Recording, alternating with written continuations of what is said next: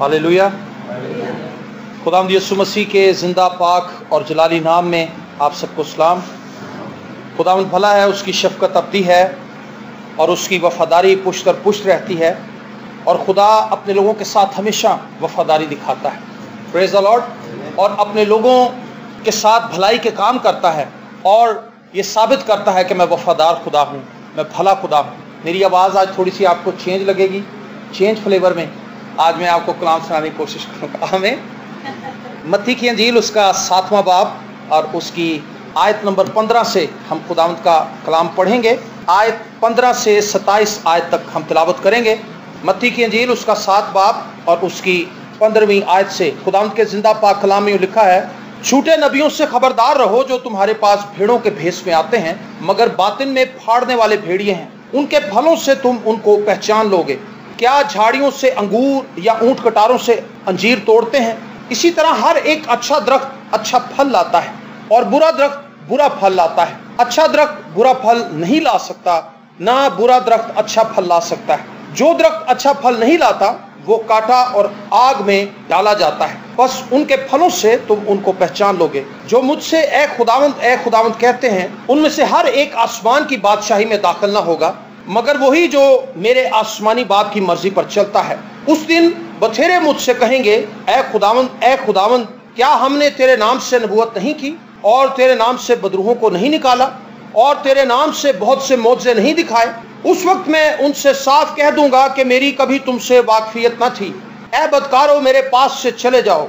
बस जो कोई मेरी ये बातें सुनता और उन पर अमल करता है वो उस अक्लमंद आदमी की मानी ठहरेगा जिसने चट्टान पर अपना घर बनाया और मींह बरसा और पानी चढ़ा और आंधियां चली और उस घर पर टकने लगी, लेकिन वो ना गिरा क्योंकि उसकी बुनियाद चट्टान पर डाली गई थी। और जो कोई मेरी ये बातें सुनता है और उन पर अमल नहीं करता वो उस बेवकूफ़ आदमी की मानी ठहरेगा जिसने अपना घर रेत पर बनाया और मींह बरसा और पानी चढ़ा और आंधियां चली और उस घर को सदमा पहुंचाया और वो गिर गया और बिल्कुल बर्बाद हो गया। आमीन। आज मैं चाहता हूं कि हम इस बात पर गौर करें जो इसकी 20वीं आयत है, बस उनके फलों से तुम उनको पहचान लोगे। और आगे लिखा है, जो मुझसे ए खुदावंद कहते हैं उनमें से हर एक आसमान की बादशाही में दाखिल ना होगा मगर वही जो मेरे आसमानी बाप की मर्जी पर चलता है। यहां पर एक मयार है जो खुदावंद यीशु मसीह ने मुकर्रर किया है आसमान की बादशाही के अंदर जाने के लिए। और वो मयार क्या है? जो ए खुदावंद कहते हैं, जो हालेलुया हालेलुया के नारे मारते हैं, जो बड़ी खुशी से इबादत के अंदर आते हैं, शरीक होते हैं, चले जाते हैं, गीत गाते हैं, तालियां बजाते हैं और जैसे एक रवायती एंट्री होती है, लेट पहुंच गए कोई बात नहीं, एंड पे भी चले गए कोई बात नहीं, दुआए रुबानी के अंदर ही शरीक हो गए, कहते चलो कोई बात नहीं, हाजिरी तो लग गई थी हमारी।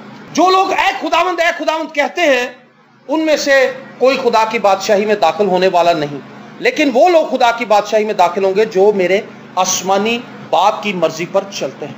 ये वो मेयार है। आज चर्चिस के अंदर, कलीसियाओं के अंदर हमें ईमान की तालीम बहुत मिलती है, मौजज़ात की तालीम बहुत मिलती है, हमें बाइबल मुकद्दस पढ़ने की तालीम दी जाती है, हमें दुआ करने की तालीम दी जाती है। ये सब बातें अपनी जगह पर ठीक है, लेकिन आज चर्चिस के अंदर जिस चीज का सबसे ज्यादा फुकदान है वो क्रिश्चियन किरदार है, मसीही किरदार। वो आज ईमानदारों के अंदर नहीं है। दुआ करने वाले बहुत हैं, कलाम पढ़ने वाले भी बहुत हैं, कलाम सुनाने वाले भी बहुत हैं। आगे चल के यहां पर हमने पढ़ा, उनमें से बहुत से कहेंगे, खुदावंद हमने तो तेरे नाम से नबूवतें भी की हैं, हमने तो तेरे नाम से मौजज़े भी किए हैं, हमने तो तेरे नाम से बड़े अजीबोगरीब काम किए हैं, लेकिन तू हमें अपनी बादशाही के अंदर जाने दे। लेकिन लिखा है यीशु से कहेगा मैं तुम्हें नहीं जानता। सवाल यह पैदा होता है, मैं और आप जब खुदावंद के साथ चल रहे हैं, क्या हम अपने अंदर मसीही किरदार को रखते हैं? अगर मसीही किरदार हमारे अंदर नहीं है तो मैं आपको बताना चाहता हूं, ये जो मौजज़ात हैं, ये जो पूरा पैसेज हमने पढ़ा, इसके अंदर खादमीन का भी जिक्र है कि वो भेड़ों की सूरत में आते हैं लेकिन असल में वो भेड़िए हैं और तुम उनके फलों से उनको पहचान लोगे। लेकिन ये पैसेज महज खादमीन के लिए नहीं है, ये ईमानदारों के लिए भी। ईमानदारों को भी अपना आप देखना होगा, क्या हमारे अंदर मसीही फ्रूट है, क्या हमारे अंदर मसीह का किरदार मौजूद है। अगर मसीह का किरदार हमारे अंदर नहीं है तो याद रखें हम खुदा की बादशाही के अंदर नहीं जाएंगे। अगर किसी खादिम के वसीले से मौजे हो रहे हैं तो इससे आप हरगिज ये अंदाजा मत लगाइए कि वो खादिम खुदा की बादशाही में भी जाएगा, क्योंकि जब वो ऊपर जाकर खुदा को कसौटी क्या बता रहा है कि खुदा मैंने तेरे नाम से मौजे किए, तो यीशु कहेगा भी मेरे नाम से किए, मैंने तुझे फजल दिया कि तू मौजे कर लेता, चल मैं अपने मौजे वापस ले लेता हूं, तेरे पास क्या है?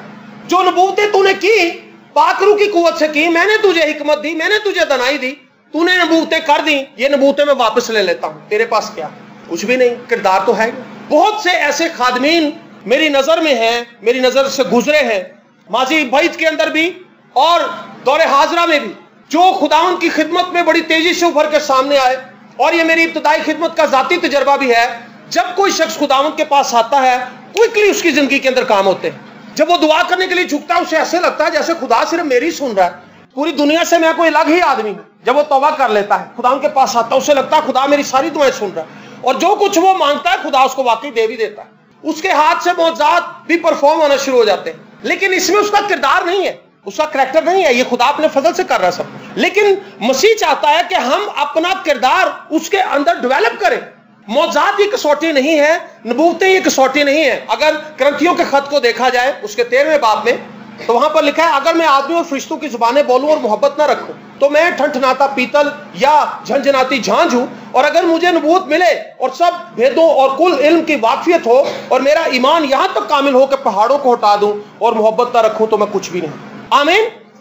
क्राइस्ट ने यहां पर जो मेयार कायम किया है वो है मसीही किरदार को बिल्ड करना, और मसीही किरदार को बिल्ड करना है मसीह के अंदर। यीशु मसीह ने कहा, जो कोई मेरी ये बातें सुनता और उन पर अमल करता है वो कौन शख्स है? वो अक्लमंद है और उस शख्स की मानिंदा जिसने चट्टान पर अपना घर बनाया है, जिसने चट्टान पर अपने कैरेक्टर को बिल्ड करना शुरू किया। आप समझ रहे हैं मेरी बात? आज कलीसिया के पास कैरेक्टर नहीं है, खादमीन के पास कैरेक्टर नहीं है, उनके अंदर से मसीह का किरदार नमूदार नहीं होता, और खादमों को लोग फॉलो करते हैं महज इसलिए कि उनके पास मौजाना कुव्वत है। मौजा तो उन्हें मिल गया, लेकिन जब वो उनके चर्च में जाते हैं, उन खादमीन के करीब जाते हैं, तो वो कहते हैं कि जी ये तो लुटेरे हैं, ये सख्त बातें हैं, ये वो बातें जो लोगों ने ऑब्जर्व की हैं, क्योंकि उनके पास मौजाना कुव्वत तो थी जो खुदा के फजल से उनके अंदर से बह रही थी, लेकिन उनके पास मसीह किरदार नहीं था। और जब लोग उनके करीब गए तो लोग मसीह से पीछे हटना शुरू हो गए, क्योंकि उन्होंने खादमों के अंदर मसीह का किरदार नहीं देखा। बहुत से खादमीन अच्छा कलाम तो सुना रहे हैं, जैसे मैं सुना रहा हूं आपके सामने कलाम, लेकिन अगर मेरी जिंदगी के अंदर मसीही किरदार मौजूद नहीं होगा तो मेरी सारी बातें बेकार, इनका कोई मसरफ ही नहीं है, इनका कोई मकसद ही नहीं है। लेकिन अगर मेरी जिंदगी के अंदर मसीह का किरदार मौजूद होगा, तब कहीं जाकर मैं दूसरों के लिए बाइस बरकत बन सकता हूं और मैं इस काबिल हो सकता हूं कि मैं खुदा की बादशाही का फर्जंद बन जाऊं। इस जमीन पर खुदा का काम यह है कि वो आपको मसीह की सूरत पर ढाले। पौलुस रसूल कहता है, मेरी मानिंद बनो जैसा मैं मसीह की मानिंद बनता हूं। क्या हम में कोई ऐसा है जो मसीह की मानिंद बनना चाहता है? जी नहीं, हम वैसा बनना चाहते हैं जैसा हमारा ख्याल है, और हम अपनी दुआओं में खुदा को मोटिवेट कर रहे हैं कि खुदावंद मेरा ये प्लान है, इसमें तू मेरी मदद कर, मेरा ये प्लान है तो उसमें मेरी मदद कर, मैं ये चाहता हूं तू ये कर दे, मैं ये चाहता हूं तू ये कर दे, मुझे ये चीज पसंद है, बराए करम ये चीज मुझे दे दे। हम मसीह की मानिंद नहीं बनना चाहते, और अगर हम मसीह की मानिंद नहीं बनना चाहते तो हम आसमान की बादशाही में भी नहीं जाएंगे। ये बात याद रखिए, और ये बड़ी सख्त बात है। आज कलीसिया का ध्यान इस तरफ है ही नहीं।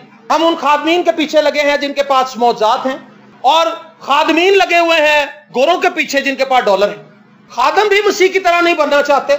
मैं हैरान हूं, यीशु मसीह ने कहा, जब तुम सब कुछ कर लो तो एंड पे कहना कि हम निकम्मे नौकर हैं। जब सब कुछ कर लो, सब कुछ ठीक करने के बाद तुमने कहना हम निकम्मे नौकर है। यहां खादमों ने कुछ भी नहीं किया, वो फिर भी अजीम। अफसोसनाक बात है कि नहीं? यीशु कह रहा है, सब कुछ करने के बाद जिस तरह मैंने तुमसे कहा तुम उन इंस्ट्रक्शंस को फॉलो करो, उस तरह से चलो, और वो सब कुछ करने के बाद कहो कि हम निकम्मे नौकर। यहां पर कुछ भी नहीं करते और अजीम बन जाते हैं। ये बड़ी अफसोसनाक हालत है। ये चकाचौंध जो आप अपने इर्द गिर्द देख रहे हैं, ये भयानक है, ये खतरनाक सूरत हाल है जो कलीसियाओं के अंदर आज फैली हुई है। कोई शख्स मसीह की मानिंद नहीं बनना चाहता। हर शख्स वैसा बनना चाहता है जैसा वो चाहता है कि उसे होना चाहिए। जैसे आपने अपनी लाइफ को प्लान किया है, इससे कुछ भी नहीं होने वाला। आप दुआएं करते रहेंगे, खुदा वैसा कर देगा। हमें बादशाह चाहिए, हमें बादशाह चाहिए। खुदा ने कहा, लो भी ले लो बादशाह। और उन बादशाहों ने जो अफरा तफरी भलाई इसराइल के अंदर, आपसे छुपी वो बातें नहीं है। इसराइल के अंदर बुत परस्ती आ गई, इसराइल के अंदर पता नहीं क्या कुछ आ गया। इसराइल दो हिस्सों में तकसीम हो गया, गैर कौमों के निर्गे के अंदर चला गया। लोग असीर होकर चले गए। क्यों? क्योंकि उन्होंने खुदा को रद्द करके जिस्मानी बादशाह मांग लिए। आज हम भी खुदा के प्लान के अंदर मूव नहीं करना चाहते, आज हम भी खुदा के प्लान के अंदर नहीं रहना चाहते। आज हमारे भी दिल के अंदर यह ख्वाहिश नहीं है कि हम मसीह की मानंद बने और उस किरदार को अपनी जिंदगी के अंदर अडॉप्ट करें जो किरदार मसीह का किरदार था। अगर आप इसी चैप्टर के पीछे चले जाएं 5वें चैप्टर में, तो वहां पर मुबारक बादियां हैं जो खुदा यीशु मसीह ने पहाड़ी वास के आगाज में कही। वहां पर लिखा है, मुबारक है वो जो दिल के गरीब हैं, क्योंकि आसमान की बादशाही उन्हीं की है। कौन है जी? दिल के गरीब हैं। ये करैक्टर है जी। दिल के गरीब कौन है? जो फरोतन लोग हैं, जो खुदा की बात मानते हैं। फरोतन वो होता है जो झुक जाता है, अपने जिस्म को झुकाता है, अपने आप को झुकाता है। तू अपने बेटे को मेरे लिए कुर्बान कर दे। खुदा ने अब्राहम से कहा, वो दिल का गरीब था, उससे कहा ठीक है खुदा। मूसा से खुदा ने कहा, तू मुझसे क्यों कहता है कि इस पानी को मैं हटाऊं? तू अपना असा समुद्र पर बढ़ा। मूसा फरोतन आदमी था, हलीम आदमी था, उसने अपना असा समुद्र पर बढ़ाया और आप जानते हैं कि समुद्र ने उन्हें रास्ता दिया। तू जाकर क्रेत के नाले के पास छुप जा। ठीक है खुदा, मैं चला जाता हूं। छुप के बैठ गया। खुदा ने कहा, मैंने कौवों को हुक्म कर दिया। वो फरोतन है, वो खुदा को कुछ नहीं बता रहा, जो कुछ खुदा उससे कह रहा है वो उसको फॉलो कर। आज कलीसिया का हाल इससे ऑपोजिट है। खादमीन जो कुछ कहते हो कहने सर तुसी सारियां गल्लां ठीक ही थी, लेकिन मेरी भी गल सुनो, मेरा है मसला है। भाई ठीक है, करैक्टर नहीं है, फरोतन नहीं है। आज कलीसिया के अंदर फरोतनी है ही नहीं, पासबानों के अंदर फरोतनी नहीं है, क्योंकि वो खुदा की बात नहीं मानते। वो खुदा को कह रहे, खुदावन जिस तरह से मैं कह रहा हूं तो उस तरह से चल। कैसे हो सकता है? चरवाहा जो है वो भेड़ों को आगे लेकर चलता है या भेड़ें चरवाहे को लीड करती हैं? ऐसा तो कभी नहीं होता कि भेड़ें चल रही हो, चरवाहा उनके पीछे आ रहा हो। चरवाहा आगे चलता है, भेड़ें पीछे चलती हैं। हम यीशु को पीछे लगा के खुद आगे चलना चाहते हैं। वही मेरी बादशाही के अंदर दाखिल होगा जो मेरे आसमानी बाप की मर्जी पर चलता है। और आसमानी बाप की मर्जी यह है कि हम उसके बेटे यीशु की सूरत पर चलते जाएं। ये मेरा प्यारा बेटा, इसकी सुनो, इसको फॉलो करो, इसके पीछे चलो। और पौलुस रसूल के खतूत के अंदर हमें यह तालीम कसरत से नजर आती है, मिलती है। वो कहता है कि मसीह की मानिंद अपने करैक्टर को डेवलप करो, मसीह की सूरत पर ढलते जाओ, उसकी ऊंचाई को, उसकी गहराई को, उसकी चौड़ाई को मापो, मसीह के कद के अंदाजे तक पहुंचो। लेकिन आज कलीसिया के अंदर यह नुक्ता सिरे से ही गायब है। कलीसिया को इससे ताल्लुक ही कोई नहीं कि हम खुदावंद यीशु की मानिंद बने या ना बने। वो ये चाहते हमारा घर बन जाए। लेकिन यीशु मसीह ने एंड पे जो हमने बात, वो उस बेवकूफ आदमी की मानिंद है जिसने अपना घर रेत पर बनाया। रेत क्या है? आपके अपने प्लान्स। रेत क्या है? आपका अपना स्ट्रक्चर जो आपने अपने माइंड के अंदर बनाया है, आपकी अपनी मर्जी, आपकी अपनी ख्वाहिशात जिनको फॉलो किया जा रहा है, और ये सारा घर रेत पे बन रहा है। पहली बात हमने यहां पर देखी, वो शख्स जो मसीह को फॉलो कर रहा है, मसीह की मानंद बनने जा रहा है, वो फरोतन होगा, वो दिल का गरीब होगा। यीशु मसीह फरोतन था, आपको पता है। यीशु ने हर एक वो बात अपने आसमानी बाप की मानी जो कुछ उसे करने के लिए कहा गया, उसने उस मिशन को पूरा किया। आमीन। और फिर आगे लिखा है, मुबारक है वो जो हलीम है, क्योंकि वो जमीन के वारिस होंगे। यीशु मसीह हलीम था, आज कलीसिया हलीम नहीं, हलीमी है ही नहीं हमारे अंदर। मुबारक है वो जो रास्तबाजी के भूखे और प्यासे, क्योंकि वो आसूदा होंगे। आज कलीसिया के अंदर रास्तबाजी की भूख भी नहीं। पहले तो हम मसीह की मानंद बनना नहीं चाहते, फिर हम एक और तरीका इस्तेमाल करते हैं। हम मसीह की रास्तबाजी पर डिपेंड करने की बजाय हम खुदा के सामने अपनी रास्तबाजी खड़ी करते हैं। और वो रास्तबाजी क्या है? देग पकाते हैं जी। एक भाई ने देग पकाई देसी घी की, सुने जरा बात। बाद में हमें पता चला वो जाली वीजे लगाता था, और बार बार वो आके लोगों में यही कहता जी मैं तो जदों इबादत कराई है मैं देसी घ्यो दी पकाना देग। खुदा ले को बंदा काम करे तो फिर चंगा करे। हर बंदे को बता रहा था, बड़े गोश्त की देग थी और देसी घी में बनी हुई थी, बाकी उसका स्वाद भी वखरा था। लेकिन ये क्या थी? ये उसकी जाती रास्तबाजी थी कि ये काम जो मैं नकली कर रहा हूं, नकली वीजे लगा के लोगों को बाहर भेज रहा हूं, उनसे पैसे ऐंठ रहा हूं, और उनमें से कई बाहर जाके पकड़े भी जा रहे हैं, मुझे गालियां निकाल रहे हैं। इस ब्लैक मनी को व्हाइट करने के लिए देसी घी की देग लेके आ गए। सेल्फ राइचियसनेस, शराब को छोड़ना नहीं है, इस गुनाह को, इन गुनाहों को बख्शवाने के लिए रोजा रख लेना कि खुदावन जी मैं शराब पीती सी ना कल, तो मैंने माफ कर दे। वो ये नहीं खुदा से तौफीक मांग रहा कि खुदा मुझे शराब छोड़ने का फजल। सेल्फ राइचियसनेस आज कलीसिया के अंदर भरी हुई है। हम खुदा को खुद नेक बन के दिखाना चाहते हैं, और चर्चिस के अंदर आज दौड़ लगी हुई इस काम की। कलीसिया के अंदर जो साहिब हैसियत फैमिलीज हैं, वो चर्च को अपने तरीके से चलाना चाहती। जो बेचारा माड़ा है वो तो बोलता ही नहीं है, लेकिन जो थोड़ा सुख है वो भाई साहब को मशवरे देने लग जाता, कहता भाई साहब तुसी इंज करया करो, तुसी इंज करो, तुसी इंज नहीं करते, तुसी इंज करया करो। और होता क्या है? पास्टर डिस्टर्ब हो जाता है। वो कहता है मैं क्या करूं, मैं खुदा को फॉलो करूं या इस बंदे को फॉलो करूं? और अगर वो उसकी बात नहीं मानता तो वो कलीसिया के अंदर फूट डलवाना शुरू कर देता। फूट नहीं डलवाता तो किसी और कलीसिया में चला जाता। आज हम शख्सी तौर पर अपने आप को खुदा के सामने लेकर आते हैं और खुदा को कहते हैं, खुदा जिस तरह से मैं तेरे सामने आना चाहता हूं तो उस तरह से मुझे कबूल कर। लेकिन ऐसा नहीं होगा। हमें मसीह यीशु में से होकर खुदा बाप के पास आना होगा। हमें यीशु के लहू की बदौलत उसके सामने आना होगा। मसीह की रास्तबाजी के भूखे और प्यासे होना होगा। कलाम मुकद्दस में लिखा है, मेरी और आपकी रास्तबाजी यीशु है। आमीन। हम रास्तबाजी के जितने भी काम कर लें, हम खुदा के ज़ोर काबिल कबूल नहीं है। मैं ये आपको बताना चाहता हूं, आप मसीह में कैरेक्टर बिल्ड करेंगे, मसीह पर बिल्ड करेंगे, मसीह में बिल्ड करेंगे और मसीह से ही सोर्स लेकर बिल्ड करेंगे। आपसे कैरेक्टर बिल्ड नहीं हो सकता, मुझसे नहीं हो सकता, हमसे नहीं हो सकता। हमसे नेकी के काम हो ही नहीं सकते। और अगर हम नेकी का काम कर भी लेते हैं, उस नेकी को खुद ही डुबो लेते हैं, क्योंकि हमने 10 बंदों को बता भी देना होता है कि मैंने फलाने को 50 रुपए दिए थे, मैंने फलाने को 100 रुपया दिया था, मैंने फलाने को मोजे लेके दिए, मैंने फलाने के टूटे बूट देखे थे, मैंने उसको नए बूट लेके दिए। हमने ये बता भी देना है। लेकिन वो किरदार जो मसीह में रहकर बिल्ड होगा, वो किरदार पायदार है। और हमें चाहिए कि हम मसीह में अपने किरदार को बिल्ड करें। मैंने बहुत से दुआ करने वाले लोग देखे हैं, वाकई 3-3 घंटे दुआ करते हैं। एक पादरी ने मुझे पिछले दिनों में बताया, खादिम ने, उसने कहा जनाब मैं 4 घंटे दुआ करता हूं। लेकिन वो बंदा इतनी जल्दी गुस्से में आ जाता है कि आप तसव्वुर नहीं कर सकते कि उन्हें ईंट चौके मार दे। इतना उसका टेम्परामेंट लूज हो जाता है 1 मिनट में, और फिर वो कुछ भी बोल देता है वो खादिम। हमने क्या सोचा है कि घुटने टेक के दुआ करनी शुरू कर दो और खुदा से मांगना शुरू कर दो, खुदा मस्सा दे दे, खुदा मस्सा दे दे, खुदा मौजज़ा दी कुव्वत दे दे, मौजज़ा दी कुव्वत दे। अब मैं आपको बताता हूँ शैतान करता क्या है इसमें। जब शुरू में आप कलाम सुनाना शुरू कर देते हैं, आप देखते हैं कि यार लोग तो मेरी बातें सुन रहे हैं। शैतान फिर आपके कान में आकर कहता है, जेड़ियां गल्लां तू कर रहा है ना, कोई नहीं करता, तू बड़ा जबरदस्त है। और शुरू में मैं इस ट्रैप के अंदर फंस गया। मैं आपको जाती गवाही बताता हूं, क्योंकि मैं पढ़ता बहुत था, बाइबल मुकद्दस बहुत ज्यादा पढ़ता था, डेली के 150-200 चैप्टर आराम से पढ़ लेता था। ये मेरी रूटीन थी। और उसके साथ साथ मैं 1-2 किताब भी डेली की पढ़ता था, मेरी इतनी रीडिंग। तो एक जगह पर पादरी साहब ने मुझे कलाम का मौका दिया। मैंने कहा चलो जी जनाब किसी तरह कलाम सुनाना। अब वहां पर 5-6 लोग बैठे हुए थे, किसी फैमिली के अंदर इबादत करने के लिए गए, और मैंने वहां पर कलाम सुनाना शुरू कर दिया। मैंने इतना मुश्किल कलाम निकाला कि वो बेचारे सो गए सारे। 1 घंटा मैंने कलाम सुनाया, क्योंकि मैं फखर के अंदर था, मैं घमंड के अंदर था कि यार मेरे अंदर कलाम पड़े है।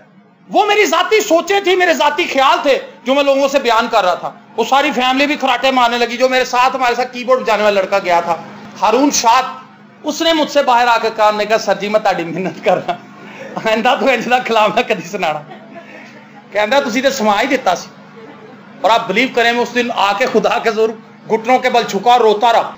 मैंने कहा खुदा मुझे माफ कर, मैं तो अपने ख्यालात प्रीच करने निकल खड़ा हुआ था। शैतान फखर में ले आता है। यीशु को कहने लगा, वो देख दूर दूर तक शान शौकत देख, तू मुझे सजदा कर, सब कुछ तेरा। खादमों को भी ऐसे सब्ज बाग दिखाता, वो देख कितने मौजे हो रहे हैं। वो उसको इस तरफ आने नहीं देता कि तू अपना कैरेक्टर भी मसीह की तरह बना। जितनी बड़ी कन्वेंशन तू करना ना, कोई नहीं कर सकता। डॉलर मंगा, वो डॉलर मंगाई जा रहा है, कन्वेंशन कर रहा है। कन्वेंशनों के अंदर मैंने देखा कि 0 आउटपुट है उसकी, क्योंकि सब पादरी अपनी अपनी बसें भर के ले आते हैं। वो चर्चों के लोग होते हैं, चर्चों से बाहर से पकड़ के लाओ ना। चर्चों के ही लोग हैं जो चर्चों के अंदर ही बैठे हुए, आज यहां इबादत नहीं करेंगे, कन्वेंशन में चले जाएंगे, वहां पे ऑल्टर कॉल दी जाएगी, उनमें से ही कई उठ के आगे तौबा भी कर लेंगे, लाखों लाख रुपया लगा दिया जाएगा, लेकिन उसका आउटपुट 0 है। शैतान का वेल डन, जबरदस्त कन्वेंशन तू अरेंज की थी, ऐसी कन्वेंशन किसी आसे पास हुई है। खादम के अंदर ऐसा ही है, फखर में आ जाता है। और उसके बाद मैंने कोशिश की ना तो मैं बनावटी स्टाइल अपनाऊं, जो मेरा जाती स्टाइल है मैं उसी में चलूं, चाहे किसी को पसंद आता है या नहीं आता, भाई ये मेरा जाती है, जैसा भी है मैं वैसे सुनाऊंगा। किसी की तरह का बनने का नहीं सोचूंगा, किसी खादम को फॉलो करके उसका स्टाइल नहीं अपनाऊंगा। जो मेरा जाती है वो मेरा जाती स्टाइल, मैं उसी में चलूं और मैं उसी में चला। अगर हम खुदावंद की तरह बनना चाहते हैं तो खुदा का पाक रूह हमारी सपोर्ट करेगा। और ये आज बड़ा चैलेंज है कलीसिया के लिए। मैं आपसे सवाल करना चाहता हूं, आप मसीह की मानद बनना चाहते हैं? क्या आपने कभी इसके लिए दुआ की है? क्या आपने कभी इसके लिए सोचा है कि खुदावंद मेरे अंदर तो मसीह का किरदार नहीं, आसमानी बाप मेरी मदद कर ताकि मैं तेरे बेटे की सूरत पर ढलता जाऊं। हम ये दुआ करते ही नहीं, सिरे से नहीं है दुआ हमारी लिस्ट के अंदर। मैं वसूख से कह सकता हूं 99% कलीसिया के लिस्ट में ये चीज है ही नहीं। हाँ, मकान है, रिश्ते हैं, एसी है, गाड़ी है, वीजा है, बच्चों की एजुकेशन है, फैमिली के और मैटर्स हैं, लेकिन मसीह कहीं भी नहीं। लेकिन अफसोसनाक बात यह है, बाइबल मुकद्दस में हमने पढ़ा यीशु मसीह का वो लोग खुदा की बादशाही में जाएंगे नहीं जो ये सोच रहे हैं, जिनके अंदर फल नहीं। बड़े बड़े लोग, दुआ करने वाले, कलाम पढ़ने वाले, उनकी जिंदगी के अंदर मसीही किरदार नहीं, ना वो माफ कर सकते हैं। हमने यहां तक भी देखा है, एक दफा 2 फैमिली आपस में लड़ी हुई थी, वो दोनों बड़े रूहानी कहते थे अपने आप को, और कलाम भी बड़ा पढ़ते थे, दुआ भी बड़ी करते थे। तो जब एक फैमिली आई तो दूसरी फैमिली ने उसे देखा, वो सबसे पीछे जाकर बैठ गए। थोड़ी देर वो पिछले दरवाजे से खिसक गए, और जब हम कुछ दिनों के बाद उनके घर विजिट करने के लिए गए तो वो कहने लगी, बहन भाई साहब आपने हमें बताया नहीं कि वो भी आ रहे। अगर हमें पता होता कि वो भी फैमिली वहां पे है तो हमने आना ही नहीं। कलाम में लिखा है कि अगर तुझे अपने भाई से कोई नाराजगी हो या तेरा भाई तुझसे नाराज हो, तू पहले जाके उससे सुलह कर, अपनी नजर वहीं छोड़ जा, आके अपनी नजर गुजरा। हम आ भी जाते हैं एक दूसरे के सामने खुदा के घर में, फिर भी नहीं माफ करते एक दूसरे, फिर भी हम रूहानी होने का दावा करते हैं और दावेदार हैं कि हम रूहानी हैं। हमने अपने आप को देखना होगा, हमें सोचना होगा कि हम किस डगर पर चल रहे हैं। ये वो डगर नहीं है जो आपको आसमानी बादशाही के अंदर ले जाएगी।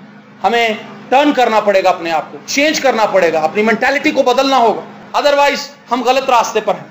आपको समझ आ रही है बातें? आज सोचने का वक्त है कि हम खुदावंद के हुजूर झुकें, दुआ में आसमानी बाप के हुजूर झुकें और उससे कहे कि मुझे अपने बेटे की मानी बना, मेरे अंदर से तेरा बेटा नजर आए। मैं आपको बता रहा था कि जब मौजज़ात होना शुरू होते हैं तो किस तरह से शैतान आ जाता है। मैं दो खादमीन के ताल्लुक से आपको बताऊंगा, जिमी स्वैगट और कैथरीन कूलमैन। ये दोनों खादमीन अपने वक्त में बेहतरीन खिदमत करके गए, लेकिन इनकी लाइफ के अंदर स्लम्प आया। कब? जब इनका करैक्टर लूज हुआ। इन दोनों ने ज़िनाकारी का फेल सर अंजाम दिया और इन दोनों ने फिर तौबा भी की, खुदा ने बहाल भी कर दिया।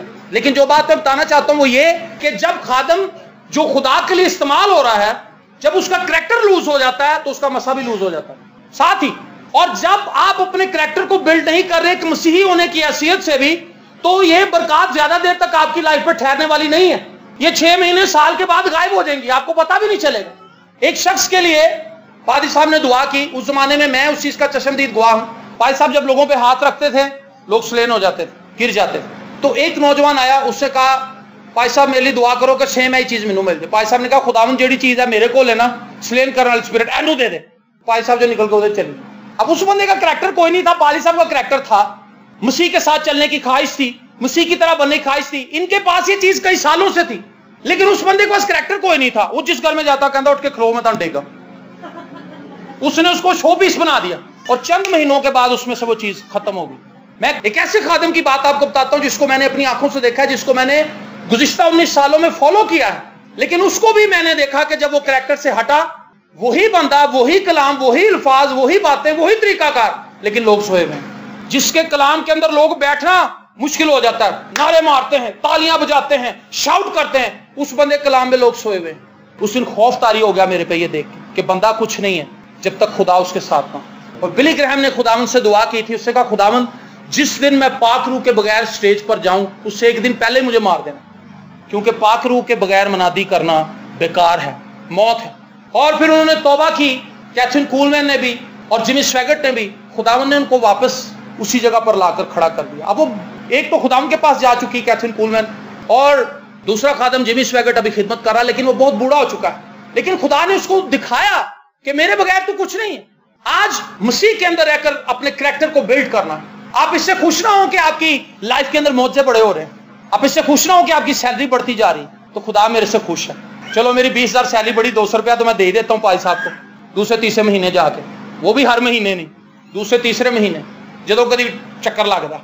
सोचने की बात है हम अपने आप को किस तरफ लेकर जा रहे हैं। मेरे अजीज बहनों और भाइयों, आज जरूरत है कि हम रियाकारी से बाज आएं। मसीह के किरदार की जो सबसे खूबसूरत बात है वो ये कि मसीह में रियाकारी नहीं थी। आज कलीसिया के अंदर रियाकारी बढ़ी और ये सबसे अहम पहलू है जिसे क्राइस्ट ने प्रीच किया है। रियाकारी बहुत है आज हम मुंह पे कुछ हैं, पीछे कुछ हैं। खुदा के साथ भी रियाकारी के साथ चल रहे हैं। चर्च के अंदर आकर हम बड़े अच्छे हैं, चर्च से बाहर हम कुछ हो रही हैं। खुदा चाहता है कि हम रियाकारी से बाज आए। सबसे भयानक गुनाह है जिसको क्राइस्ट ने प्रीच किया। आप अन्जील को पढ़े, बार बार वो फकी फरीसियों से यही बात कहता है, ऐ रियाकारो, सांप के बच्चों। सख्त बात है ये, लेकिन क्राइस्ट ने कही है, क्योंकि रियाकारी इंतहाई खतरनाक चीज। रियाकार वो शख्स है जो कुछ वो है नहीं, वो कुछ दिखाने की कोशिश कर रहा है। मैं बहुत दुआगो हूं, जबकि वो दुआगो नहीं। वो बंदा जो माइक पे चर्च के अंदर आके 20 मिनट दुआ कर लेता है, देखें क्या वो घर में भी इतनी दुआ करता है। जो बंदा इतनी शाउटिंग करता है, कई लोगों को मैंने देखा वो इतने नारे मारने शुरू कर देते हैं, दूसरों को आवाजार कर देते हैं, लेकिन घर में वो गाने सुनते हैं, घर में वो केबलें देखते हैं, घर में वो ड्रामे देखते हैं। ये क्या है? रियाकारी। और खुदावंद चाहता है कि हम इससे बाज आए, रियाकारी ना करें। और ऐब जोई से भी हमें बचना होगा। ये बड़ी भयानक चीज है।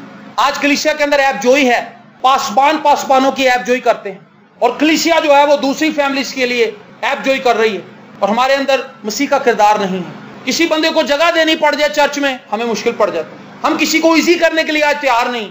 ऐसा है कि नहीं? हमें पता है कि यार ये बंदा भी इबादत में आया है, चलो लेट ही आया है, इसको इजी करें ताकि ये बैठ जाए, ये कलाम सुन ले, ये एक दो बात अपने साथ लेकर चला जाए ताकि इसकी जिंदगी बदले।